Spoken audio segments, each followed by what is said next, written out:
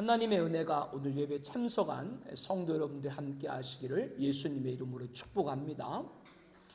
요셉을 미워한 형들은 그를 해하고자 하였습니다. 그러나 유다의 중재로 가까스로 죽음의 위기에서는 벗어나게 되었지만 미디안 상인들에게 종으로 팔리고 상인들은 요셉을 애굽 왕 친위 대장인 보디발에게 되팔게 되죠.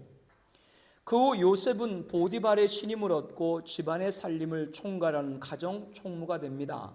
그러나 요셉을 흠모한 보디발의 아내가 자신의 뜻대로 요셉이 따르지 않자 요셉을 음해 옥살이를 하게 됩니다. 그렇지만 옥중에서도 간수장의 신임을 얻어 재반 사무를 보게 되죠. 그리고 그 옥중에서 만난 전직 관료의 꿈을 해석을 해줍니다. 다시 왕궁으로 복귀한 전직 관료가 누구도 애굽 왕의 꿈을 해석할 자가 없게 되자 요셉을 소개하고 요셉은 현명하게 꿈을 해석을 해서 애굽이 당할 어려움을 피할 수 있게 해줍니다. 이에 바로는 요셉에게 전권을 주고 애굽을 다스리는 총리로 세우게 되죠. 그리고 나중에는 가나안 땅에 기근이 들자 요셉의 형들이 식량을 구하러 애굽으로 내려왔을 때 총리가 된 요셉을 만나게 됩니다. 요셉이 17살 때 꾸었던 꿈, 내 단은 일어서고 당신들의 단은 나를 둘러서 절하더이다. 그러자 형들이 내가 참으로 우리 왕이 되겠느냐, 참으로 우리를 다스리겠느냐, 그렇게 했던 그대로 이루어지게 된 것이죠.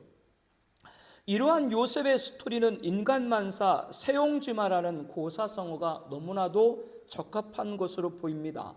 인생에 있어서 기륭, 화복은 항상 바뀌어 미리 헤아릴 수 없다라고 하는 뜻이죠. 그러나 성도는 인간만사 세용지마를 여기까지만 적용해서는 안 됩니다. 이것은 세상에서도 아는 이치고요. 그러면 우리는 무엇을 알아야 됩니까? 성도는 요셉의 일대기를 통해서 인간의 생사화복을 주관하시는 분은 하나님이심을 알아야 됩니다. 사람의 낮아짐과 높아짐은 누구 손에 있는 거예요? 하나님 손에 있는 거죠. 여러분들 잘 된다고 기고만장하지 말고 안 된다고 낙담도 하지 말고 누구에게 맡겨요? 하나님께 맡기세요.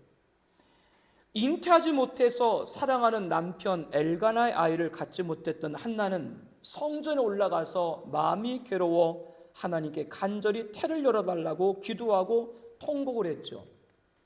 한나는 자녀를 얻고 싶은 간절함에 아들을 주시면 내가 그의 평생에 그를 여호와께 드리고 삭도를 그의 머리에 대지 아니겠나이다.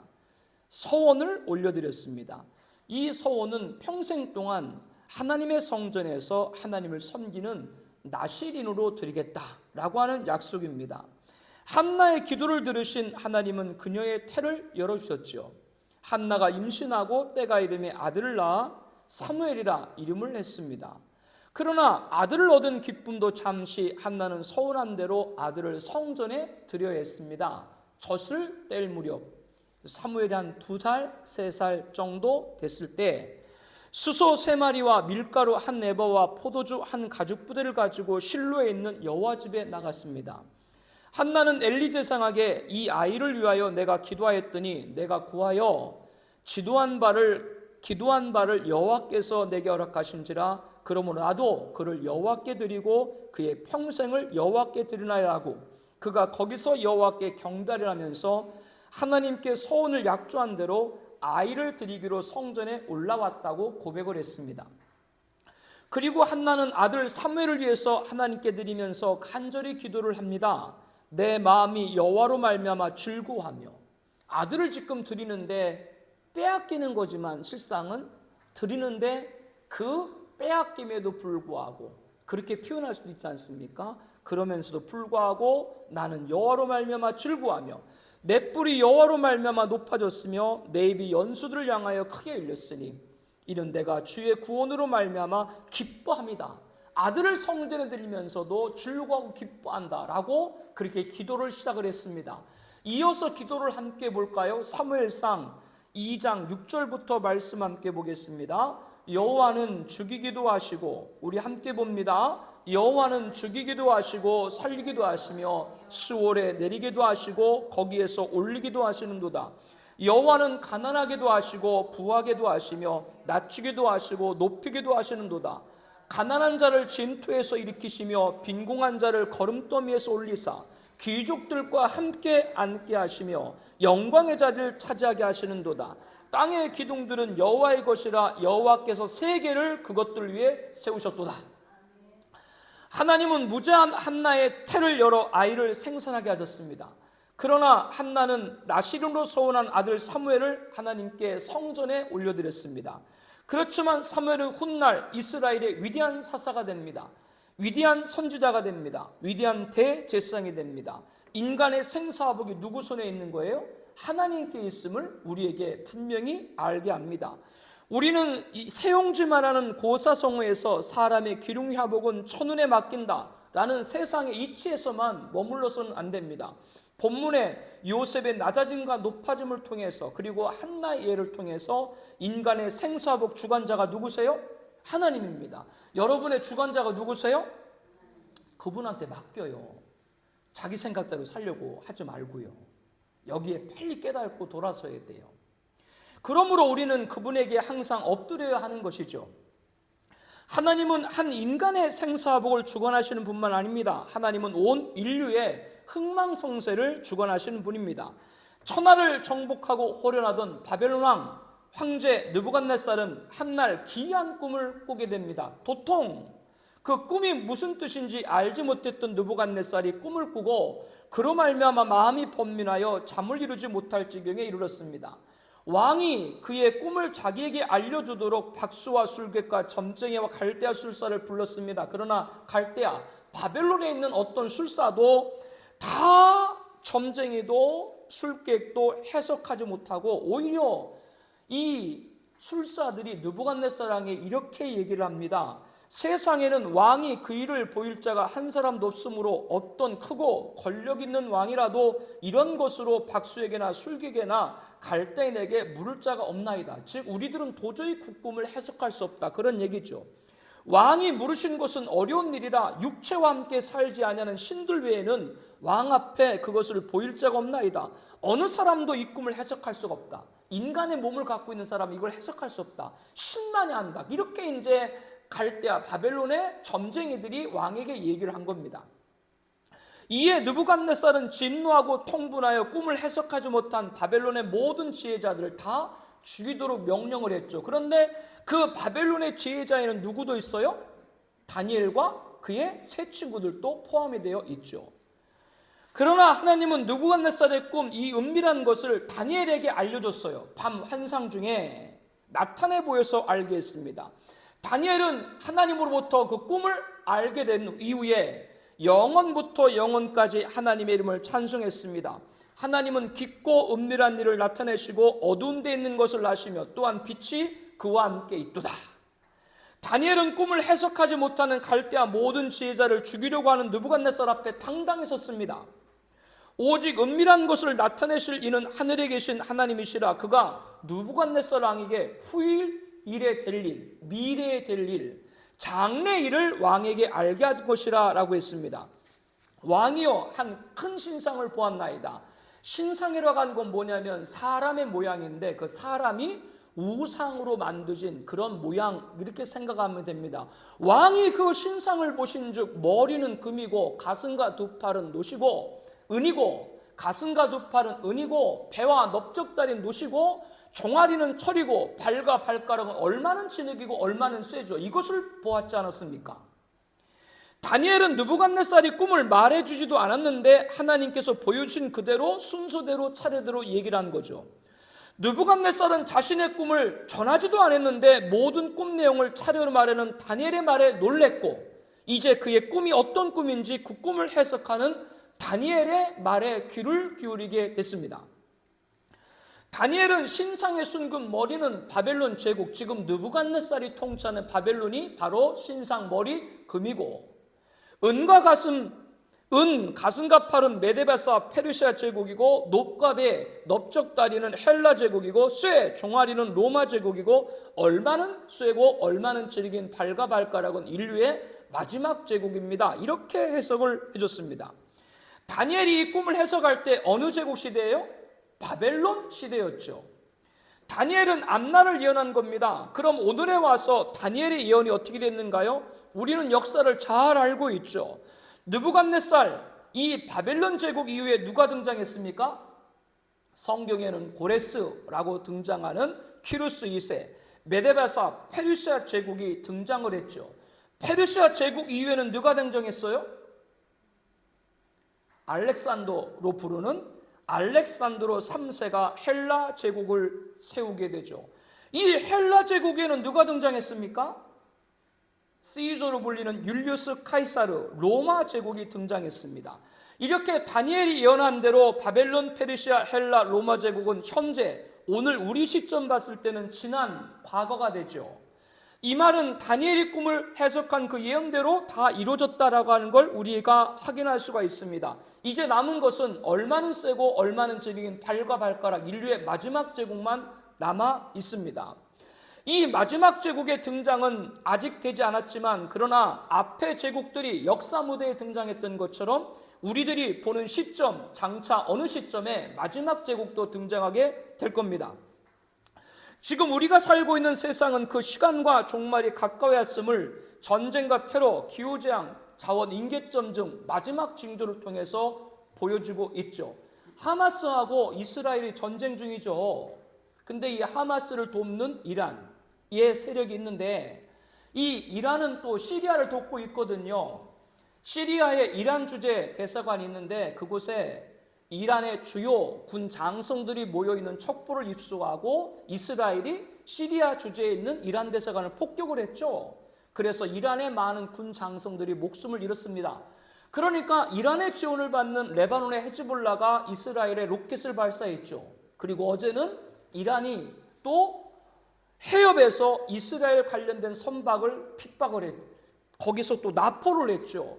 그래서 지금 제5차 중동 전쟁에다 이런 위기들이 고조가 되고 있고 제3차 세계대전이다 이런 말을 막 하고 있죠.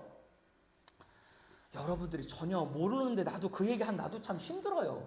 이 뭐 5차 중동 전쟁하고 이 3차 세계대전하고 뭔 관계야 우리. 이것을 한마디 욕하면 뭐예요? 마지막이 가까웠다 그 얘기를 하는 거예요. 다니엘이 일어난 뭐예요? 이제 마지막 제국이 등장이 얼마 남지 않았다 그 얘기를 하는 거예요. 그렇게만 이해하시면 돼요. 우리 시대에 그날이 올지 몰라요. 모든 게 너무나 가깝습니다. 그러면 하나님께서 역사에 등장하게 될 제국을 순서를 다니엘에게 알려주기 위한 것이 전부였을까? 아니 뭐 그 제국들 우리에게 뭐 역사 공부하라고 하나님이 그걸 알려줬을까요? 아니죠. 하나님께서 다니엘의 예언을 통해 핵심은 무엇이냐면 마지막 제국이 등장한 것이 아니라 마지막 제국이 등장한 이후 다니엘은 느부갓네살에게 왕이 보신즉 바벨론부터 마지막까지 모든 제국이 등장한 다음에 손대지 않은 돌, 어디서부터 날라오는지 모르는 손대지 않은 돌이 날라와가지고 신상의 쇠와 진흙의 발을 쳐서 부서뜨리매 그때 쇠와 진흙과 녹과 은과 금이 다 부서져 여름타장 마당층같이 겨같이 바람에 불려간 곳이 없었고 우상을 친 돌은 태산을 이루어 온 세계 가득했다라고 이렇게 말하고 있습니다. 우리 다니엘서 2장 우리 35절 말씀 함께 보겠습니다. 그때 쇠와 진흙과 놋과 은과 금이 다 부서져 여름타장 마당에 겨같이 되어 바람에 불려간 곳이 없었고 우상을 친 돌은 태산을 이루어 온 세계 가득하더라. 그 신상에 갑자기 어느 큰 돌이 날라와가지고 신상에 발을 때려 부셨다. 그랬더니 그 신상에 다 무너져 내렸다라고 하는 것이죠. 여기 말씀에 등장하는 손대지 아니하는 돌은 누구를 말씀하는 걸까요? 어딘지 알 수 없는 곳에서 손대지 않은 돌이 날아와서 신상의 쇠와 흙의 발을 쳐서 부서뜨린다라고 했습니다. 즉 미래에 등장할 마지막 제국, 그 마지막 제국이 등장하면 그 마지막 제국을 무너뜨릴 손대지 않은 돌이 날아올 것이다 라는 것이죠. 하나님께서는 자신을 가리켜서 알파와 오메가라 이제도 있고 전에도 있었고 장차 올 자여 전능한 자라고 하셨습니다. 하나님은 나는 처음이요 나는 마지막이라고 하셨습니다. 알파와 오메가시고 이제도 있었고 전에도 있었고 장차 올 자고 처음과 마지막이신 하나님은 심판을 다 맡겼어요. 누구에게 맡겼을까요? 예수님입니다. 우리 요한복음 5장 26절 27절 말씀을 함께 보겠습니다. 아버지께서 자기 속에 생명이 있음 같이 아들에게도 생명을 주어 그 속에 있게 하셨고 또 인자됨으로 말미암아 심판하는 권한을 주었느니라. 심판하는 권사를 누가 누구에게? 하나님이 예수님에게 주셨다라고 하는 것이죠. 그러므로 알파와 오메가시고 이제도 있고 전에도 있었고 장차 올 자고 처음과 마지막이신 하나님은 아들에게 모든 걸 맡긴 거예요. 창조부터 종말까지 누구 손에 다 맡기셨다고요? 하나님이 아들 예수님 손에 맡긴 것이죠. 그래서 예수님도 자신을 가리켜서 알파와 오메가요, 처음과 마지막이요, 시작과 마침이라고 말씀을 했습니다. 그렇다면 신상의 꿈을 통해서 계시된 역사의 제국들, 마지막 제국을 쳐부순 손대지 아니한 돌은 누구예요? 바로 예수님이죠. 심판을 누구한테 맡겼기 때문에? 예수님께 맡겼기 때문에요. 이 예수님은 2000년 전에 오신 초림의 예수님이 아닙니다. 장차 다시 오실 재림의 예수님께서 이 세상의 모든 나라, 악을 심판하신다라고 하는 것이 다니엘이 해석한 그 꿈의 핵심인 것입니다. 그러므로 바벨론, 페르시아, 헬라, 로마 그리고 마지막 제국이 등장하면 인류 역사는 종점에 다다르고 그때 예수님이 재림하셔서 이 세상을 심판하시는 것이죠. 지금 그 나라가 굉장히 가깝게 오다라고 하는 거예요. 그렇다면 장차 등장할 마지막 제국까지 지난 역사 가운데, 오늘 역사 가운데, 장차 역사 가운데 지구에 등장할 모든 제국도 다 누구 손에 있는 거예요? 예수님 손에 있는 것이죠. 그러므로 인류의 흥망성쇠도 누구의 손에 있는 겁니까? 예수님 손에 있는 겁니다. 하나님은 무제한 여인의 태를 열어 아이를 생산케 하셨습니다. 인간의 생사복은 누구에게 있다고요? 하나님입니다. 하나님은 느부갓네살의 꿈을 다니엘의 해석을 통해서 인류 마지막 제국까지 예언하셨고 마지막 제국이 등장할 때 손대지 아니한 돌이신 예수님께서 다시 오셔서 심판할 것이라고 말씀을 했습니다. 인류의 흥망성쇠가 누구 손에 있는 거예요? 하나님 손에 있는 것이죠.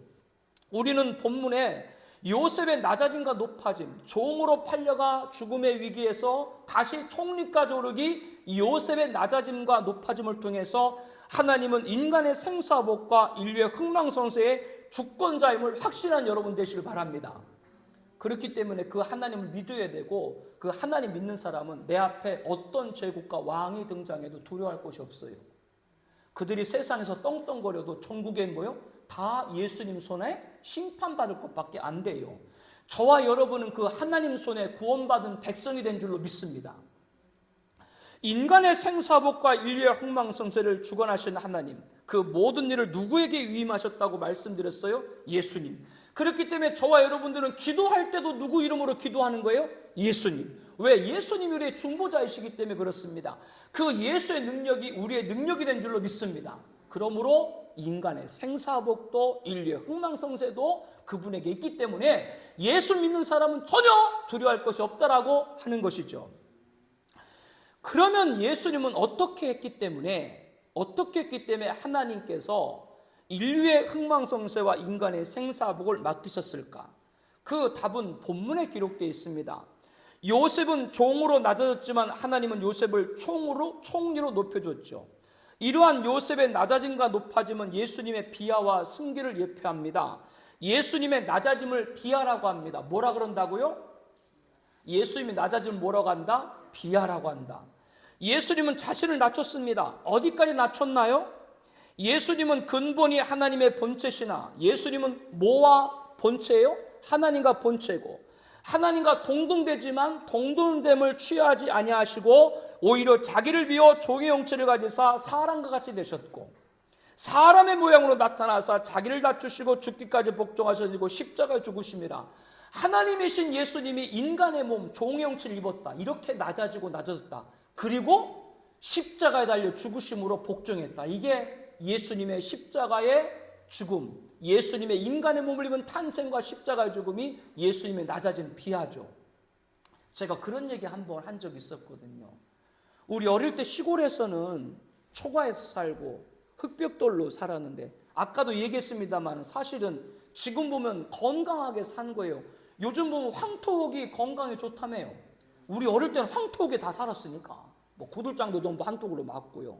그때는 돈이 없어서 진흙을 볏집에다 엮어서 세웠습니다만은 그리고 마당에 개도 키우고 닭도 키우고 또 한쪽에 화장실 옆에 돼지도 키우고 했어요. 돼지 키울 때 제일 하고 싶지 않은 게 뭔지 알아요? 그거를 치래. 그러면 요즘은 장화를 신고 들어가는데 그때는 장화도 귀하니까 고무신을 신는데 고무신도 그런 돼지 우리를 칠 때는 고무신도 깨끗한 고무신을 안 주고 찢어져. 옛날에는 고무신을 찢어져도 꼬매서 신었어요. 철사로. 이거 뭐 이 얘기가 뭐 나나? 꼬매서 신었다니까. 그러면은 그 철사로 꼬맨 그 고무신을 신고 돼지 이 꿀꿀이가 변을 보는데 얌전히 한쪽에 봐요. 여기저기 어지럽게 봐요. 그러니 발을 딛는 순간 그 고무신 찢어진 속으로 돼지 우물이 들어오는 거죠. 그때 그런 얘기를 한번 했거든요. 1억을 줄 테니까 돼지처럼 변해가지고 일주일 살려면 살 거냐고 물어봤어요. 여러분 어떻게 하실래요? 어떤 분은 살 때 1억 주면 살겠대. 그래서 참 내가 돈에 완전했구나. 내가 그렇게 얘기했는데 그거 쉽지 않죠. 하나님이신 예수님께서 인간의 몸을 입었다고 하는 건 인간이 돼지로 그렇게 삶을 사는 것과 비교도 안 될 만큼 더 낮아진 거예요. 왜 그렇게 낮아졌는가? 우리의 죄를 대신 지시고 죽으시기 위함이죠. 이것이 철저히 낮아진 예수님의 비하입니다. 그러나 비하 이후 예수 그리스도를 하나님은 높이셨죠. 이를 승기라고 합니다. 탄생과 죽음 이후에 인간의 구원의 역사를 온전히 이루신 후 다시 신적인 본래 위치로 돌아가 하나님 우편에 지금은 계시죠. 하나님은 비하하신 예수님을 지극히 높여 모든 이름 위에 뛰어난 이름을 주사 하늘에 있는 자들과 땅에 있는 자들과 땅 아래에 있는 자들로 모든 무릎을 꿇어 예수 이름 앞에 꿇게 하시고 모든 입으로 예수 그리스도를 주라 시인하여 하나님 아버지께 영광을 돌리게 하셨다. 예수님은 부활과 승천과 재림은 승기입니다. 이 가운데 예수님의 재림만이 아직 이루어지지 않았죠. 그러나 예수님의 탄생과 죽음과 부활과 승천이 역사 가운데 이루어졌던 것처럼 재림도 반드시 이루어질 줄로 믿습니다. 재림은 신약 성경에만 무려 300회 이상 언급됐습니다. 그래서 재림은 이루어지지 않았지만 미래 시제가 아니라 현재 완료입니다. 왜 재림은 미루어지지 않았는데 미래가 아니라 현재 완료일까요? 그것은 다른 것이 아니라 하나님은 모든 계획을 세우시고 그대로 진행하시기 때문에 그렇습니다. 하나님에게는 과거와 미래가 없어요. 그분에게 무슨 과거가 있고 미래가 있어요. 하나님은 항상 지금, 인간에게 앞으로 일일 뿐이죠. 하나님은 그 계획하신 재림도 확실히 이루어 주실 줄로 믿습니다. 느부갓네살의 꿈을 해석해서 다니엘에 예언한 인류 제국들은 모두 이루어졌습니다. 그와 같이 마지막 제국도 이제 등장할 겁니다. 그 마지막 제국이 지금 점점점 가까이 오고 있죠. 그 마지막 제국에 대해서는 제가 다음에 여러분에게 자세하게 말씀을 드릴게요. 그 마지막 제국이 등장하면 예수님의 재림도 이루어질 것입니다. 예수님의 재림을 통해서 인간 생사복과 인류 흥망성쇠를 주관하신 분이 예수님이심을 세상에 있는 자들이 알게 할 겁니다. 예수님의 재림하셔서 온 세상에 내가 인류의 흥망성쇠와 인간의 생사복을 주관하는 자다라고 승리자와 심판자로 오실 줄로 확신합니다. 다시 오실 예수님은 인간의 생사복과 인류 흥망성쇠를 완성하실 것입니다. 믿는 자는 구원이고 믿지 않는 자는 심판입니다. 다시 오실 예수님을 통해서 십자가가 완성될 것입니다. 인간을 구원하기 위해 역사 구속사가 완결되는 것이죠. 예수님의 재림을 통해서요. 이와 같이 비하, 탄생과 죽음, 승기, 부활과 승천과 재림하신 예수님에게 하나님은 모든 권한을 위임했습니다. 여기서 정리를 딱 하세요. 하나님께서 예수님에게 인간의 생사복과 인류의 흥망성쇠를 다 맡기신 이유는 왜 맡기셨다고요? 예수님은 하나님을 위해서 철저히 낮아지시고 자기의 높아짐도 하나님의 영광을 위해서 드린 줄로 믿습니다. 그에게 다 맡기신 것이죠. 그러므로 이 말은 저와 여러분들도 우리가 어떠한 낮아짐에 있든지 어떠한 높아짐에 있든지 오늘 우리들이 하나님의 뜻을 이룬다면 하나님이 우리에게 귀한 것들을 맡기고 허락할 줄로 믿습니다.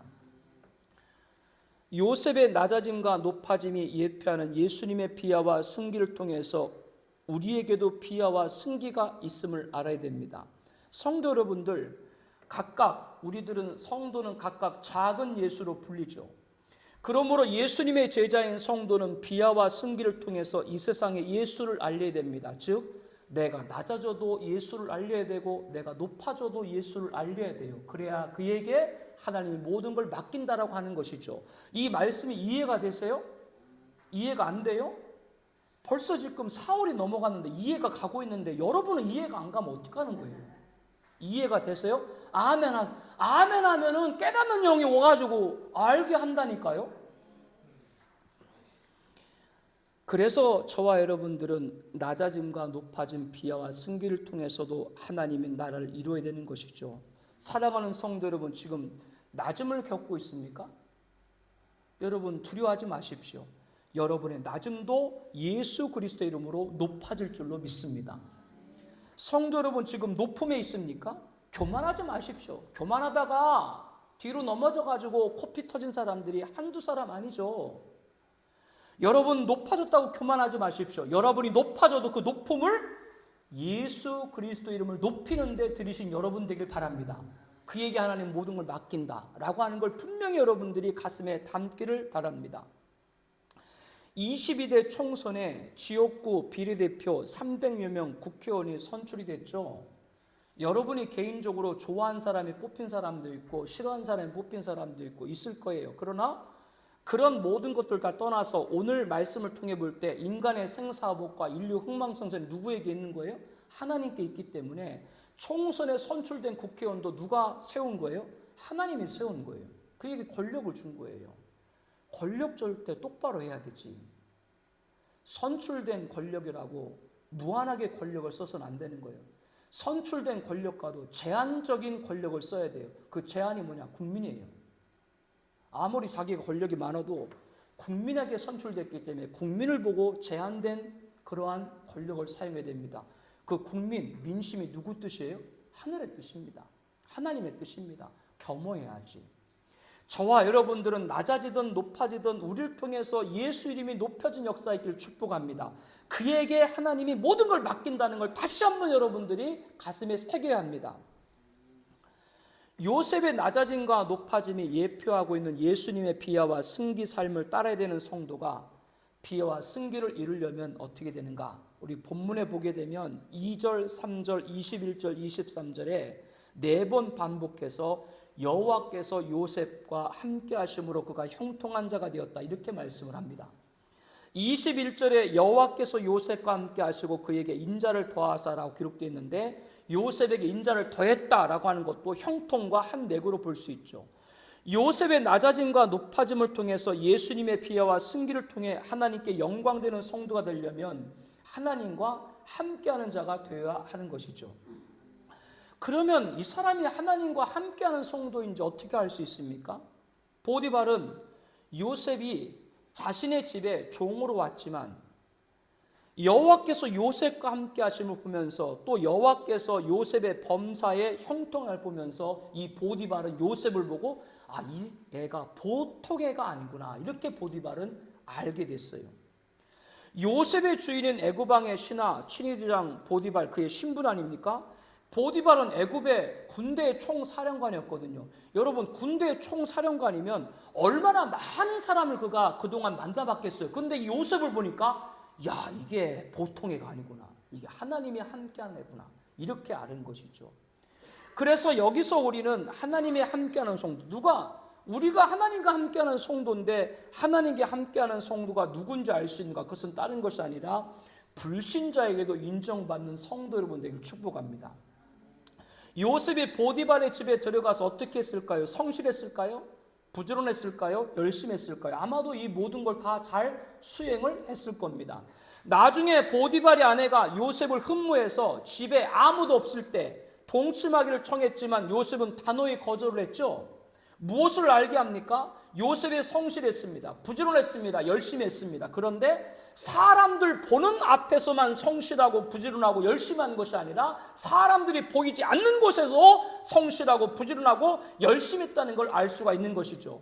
이러한 요셉의 자세에서 보디발은 자신의 집의 모든 살림을 담당하는 총무로 요셉을 세운 거죠.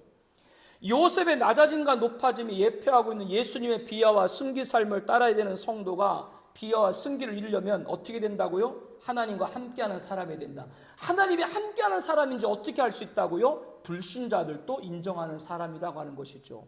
더 나아가서 누가 있든 없든 성실하고 부지런하고 열심히 있는 사람이 되어야 됩니다. 제가 꿈을 꿨는데 제가 꿈 얘기 잘 안 하거든요. 어느 분이 높은 자리에 올라가는 걸 제가 봤어요. 우리 교회 성도님 가운데예요. 끝나고 누구라고 물어보려고 그러죠? 예? 그럼 내가 말했다가 틀리면 내가 망신당하게? 내가 말할 것 같아요? 말 안 해요. 나는 하나님과 관계에서만 기도하죠. 그 사람이 있든 없든 열심히 하는 걸 봤어요. 그 꿈에. 그러니까 그 사람이 그 자리에서 높아지는 걸 봤습니다. 우리 성도님 가운데. 그래서 골로새서 3장 23절에 무슨 일을 하든지 마음을 다하여 죽게 하듯 하고 사람에게 하듯 하지 말라. 여러분들이 무슨 일을 하든지 다 죽게 하듯 하고 사람이 있든지 없든지 하게 되면 하나님이 함께하는 여러분 될 줄로 확신합니다. 하는 모든 일에 형통하게 되는 것이죠. 두 번째로 요셉의 낮아짐과 높아짐이 예표하고 있는 예수님의 비하와 승기 삶을 따라야 되는 성도가 비하와 승기를 이루면 어떻게 되는가? 요셉이 보디발의 집에 종으로 팔려갔을 때 17살 때였거든요. 그 후로 보디발 가정총무로 몇 년을 일했는지 정확히 알 수는 없어요. 그러나 나중에 애굽의 총리로 올랐을 때 요셉의 나이가 몇 살이었어요? 30세쯤이었거든요. 그러한 본문의 전후를 볼 때 본문에서 요셉의 나이는 20살 이후로 보여집니다. 남자가 가장 절정일 나이대가 20살이죠. 여기 남자분들 계신데 20살 때 다 멋있었죠. 그래서 옆에 계신 분이 다 흠모해가지고 결혼했잖아요. 안 그래도 그렇다고 그래. 요셉은 용모가 빼어나고 아름다웠다라고 39장 6절에 말합니다. 이렇게 출중한 요셉의 외모에 반한 보디발의 아내는 어느 날부터 요셉에게 눈짓을 하다가 동침하기를 청하는 것이죠. 그러나 요셉이 거절하며 주인의 아내에게 내 주인의 집안의 모든 소유를 간섭하지 아니하고 내 손에 위탁하였으니 이 집에는 나보다 큰 이가 없으며 주인이 아무것도 내게 금하지 아니하였어도 금한 것은 당신뿐이니 당신은 그의 아내이면서 라고 말하면서 단호히 거절합니다. 보디발이 어떤 것도 제가 하는 일에 상관하지 않도록 다 맡겼는데 단 하나 자신의 아내만큼은 손대지 아니할 걸 말했기 때문에 저는 이렇게 할 수 없습니다. 이게 요셉이 보디발 아내의 요청을 거부한 겁니다. 그러나 보디발의 아내는 하루 이틀도 아니고 날마다 요셉에게 청을 했지만 요셉은 듣지 않고 동침하지 아니할 뿐만 아니라 함께 있지도 아니했습니다. 그러더니 한날은 집에 아무도 없어요. 한날은 집에 아무도 없고 요셉과 보디발 아내 두 사람만 있게 되었습니다. 기회를 잡은 것으로 생각한 보디발 아내는 과감하게 요셉의 옷을 휘어잡고 나와 동침하자 이렇게 매달리시피 하면서 적극적으로 요청을 했지만 요셉은 그녀의 손길을 뿌리치면서 자기 옷을 그녀 손에 버려두고 밖으로 나가버렸습니다. 보디발의 아내가 생각하기에 한낱 종에 지나지 않는 것이 남편 보디발이 신임했다고 가짜는 것이 내가 그렇게 얘기했는데 자기를 무시해? 이제 연달아 수모를 당하니까 화가 나고 화가 참지를 못한 것이죠. 그래서 마침 요셉이 자기 옷을 그 보디발 안에 손에 버려두고 도망을 했잖아요. 집사람들을 다 불러 모아가지고 주인 히브리 사람을 우리에게 데려오라. 우리를 희롱하는도다. 그가 나와 동침하고자 내게로 들어오므로 내가 크게 소리 질렀더니 그가 나의 소리를 질러 부름을 듣고 그의 옷을 내버려 두고 도망했다. 이렇게 자신이 당했다고 하속들에게 얘기하는 거예요. 그러면 종들이야 당연히 여주인이 말하는데 그렇게 말을 하니까 그렇다라고 그냥 믿었겠죠. 그리고 퇴근 시간이 돼가지고 보디발이 왔습니다. 보디발 아내가 사초정을 얘기하자 보디발이 심히 누해서 요셉을 옥에 가둬버렸죠. 그런데 여러분들 여기서 볼 때 여러분이 볼 때 보디발이 아내의 말을 들었겠어요? 아니면 요셉의 무고함을 알았겠어요? 저는 후자입니다. 그동안 요셉에게 하나님의 함께 하심을 본 보디발은 요셉이 그런 죄를 범할 사람이 아니라는 걸 알았던 것이죠. 그럼에도 자신이 위신이 있기 때문에 아내의 말을 듣는 것처럼 했지만 실상은 불의한 아내의 행위를 알았을 것입니다. 그 단서를 알 수 있는 것이요, 창세기 39장 20절에 보게 되면 요셉이 갇힌 감옥에 관해서 그 옥은 왕의 죄수를 가두는 곳이다 라고 말씀합니다. 왕의 죄수를 가두는 곳이란 애국 왕의 명을 거역하였거나 국가의 중대사, 범죄한 자를 가두는 겁니다. 그렇다면 요셉의 죄목을 볼 때 요셉이 지금 범한 죄가 무슨 국가의 중대 사유에 해당이 되나요? 아니죠. 그런데 보디발이 왕의 죄수에 요셉을 가뒀다고 하는 건 요셉을 어쩔 수 없이 감옥에 보내긴 했지만 큰 배를 해서 일반 잡범들이 있는 감옥이 아니라 왕의 죄수들을 가두는 그 감옥에 보낸 것을 알 수가 있습니다. 요셉은 보디발의 아내가 동침하기를 요구했을 때 자신의 주인이 아무것도 내게 금하지 아니하였어도 금한 것은 당신뿐이다 라고 하면서 당신을 범하는 것은 내가 어찌 이 큰 악을 행하여 하나님께 죄를 지으리까 이렇게 했습니다. 요셉은 보디발의 아내의 유혹을 받아들이면 주인에게만 범죄하는 것이 아니라 하나님께 범죄하는 것이다 이렇게 밝힌 것이죠. 여기서 우리는 요셉의 낮아짐과 높아짐이 예표하는 예수님의 비하와 승기 삶을 따라야 되는 성도가 비하와 승기를 이루려면 어떻게 되는가를 알 수 있습니다. 그 두 번째 가르침이 바로 하나님을 두려워해야 된다라고 하는 것이죠. 대통령님 하나님 두려워해야 됩니다. 하나님 안중에도 없어요. 가만히 보면 국회의원들 하나님 두려워해야 됩니다. 한국교회 성도님들 하나님 두려워해야 됩니다. 비하와 승기를 이루어서 하나님께 영광 되려면 하나님과 함께하는 사람이 되어야 됩니다. 하나님이 함께하는 사람은 불신자에게도 인정받는 사람입니다. 불신자에게 인정받는 성도는 뭐요? 누가 있던 없는 가운데도 모든 일을 죽게 하듯 해야 됩니다. 그리고 성도는 누가 없어도 하나님의 보고 계심을 알고 하나님을 두려워하는 성도가 되어야 하는 것이죠. 요셉의 낮아짐과 높아짐이 예표하고 있는 예수님의 비하와 승기 삶을 따라가는 성도가 비하와 승기를 이루려면 어떻게 되는가? 세 번째는 하나님을 알아야 됩니다. 여러분 하나님을 아세요? 하나님을 아세요? 요셉은 누명을 썼지만 자신의 억울함을 말하지 않았어요. 내가 억울하게 이렇게 당했다라고 그런 소리치지 않고 저항 없이 옥으로 갔습니다. 누구를 엿볼 수 있을까요? 우리 말씀 한번 볼까요? 이사야서 말씀입니다. 53장 7절입니다. 함께 보겠습니다. 말씀 봅니다. 곤욕을 당하여 괴로울 때에도 그의 입을 열지 아니하였으며 마치 도수장으로 끌려가는 어린 양과 털 깎는 자 앞에서 잠잠한 양같이 그의 입을 열지 아니하였도다. 왜 예수님은 십자가 앞에서도 도수장으로 끌려가는 어린 양같이 잠잠하셨을까요? 왜? 하나님을 알았기 때문이죠. 하나님은 옥에 갇힌 요셉을 그냥 내버려두지 않았습니다. 옥중에서도 오늘 우리가 봉독한 본문 39장 28절 말씀처럼 요셉과 함께 하시고, 하나님은 옥중에서도 요셉과 함께 하시고 그에게 인자를 더하사 간수장의 은혜를 받게 하셨다. 간수장이 옥중 죄수를 다 요셉의 손에 맡김으로 그 재반 사물을 요셉이 처리하였다. 간수장은 그의 손에 맡긴 것을 무엇이든지 살펴보지 아니하였으니 여호와께서 요셉과 함께 하심이라. 여호와께서 그를 범사에 형통하게 하셨다. 이것이 바로 요셉이 하나님을 알았다는 증거입니다. 요셉은 자기와 하나님의 함께한 걸 알았어요. 내가 억울한 일을 당했지만, 그래서 옥에 가지만 옥중에서도 요셉은 하나님이 자기와 함께한 걸 믿은 거죠. 그래서 옥중에서 하나님은 간수장의 마음을 감동해서 간수장의 은혜를 받게 해서 모든 감옥에 있는 일을 다 요셉에게 맡기고, 요셉에게 맡긴 일은 간수장은 그 어떤 것도 상관하지 아니했어요. 이게 누가 일하신 거예요? 하나님이 일하신 것이죠. 요셉은 억울한 일을 당해서 감옥에 있을지라도 이렇게 하나님이 자기와 함께한 걸 알았다라고 하는 겁니다. 그런 말 하대요. 지난 우리나라 헌정사상 요번에 집권 여당이 가장 참패를 했거든요. 집권 여당으로서 이렇게 참패를 한 선거는 처음이거든요. 그래서 바닥까지 내려갔다 이렇게 얘기를 해요. 근데 대구에 있는 어떤 분이 그런 얘기를 하대요. 바닥까지 내려갔다 끝인 것이 아니라 바닥 밑에 지하실도 있더라. 우리에게 지하실에 가더라도 하나님이 함께 하시면 높아질 줄로 믿습니다. 그러니까 하나님을 알아야 돼요. 그러니까 절대로 여러분들이 무슨 억울한 일 당하고 무슨 일 당했다, 거기에 여러분들 마음 뺏길 거 없어요.